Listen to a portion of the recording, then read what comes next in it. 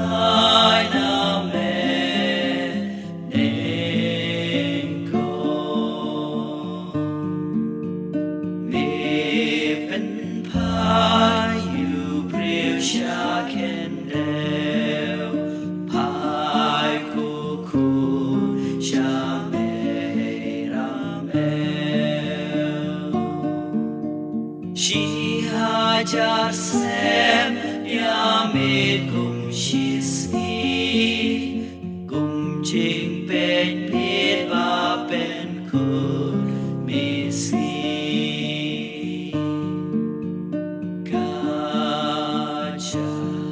ca ri me la long cô trai na mẹ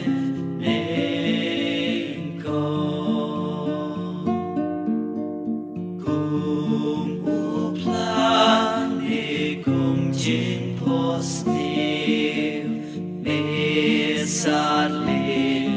yêu khôn bên rê mê plan mình xếp u rồi u sen tiêu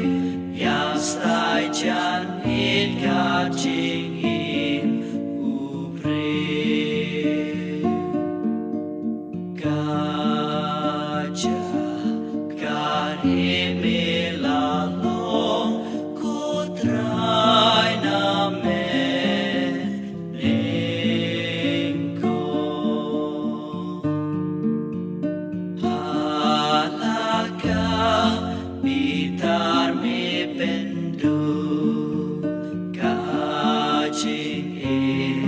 cho ni cùng chung căng chinh bom ma cho nghi mà trong đi khi bo bari kim la ri na me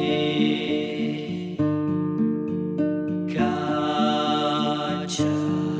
ca ri me la lo ko trai na me nên cô ca chín hi trong mich le hangi bangin kmen ala kasgi ben kmen yangi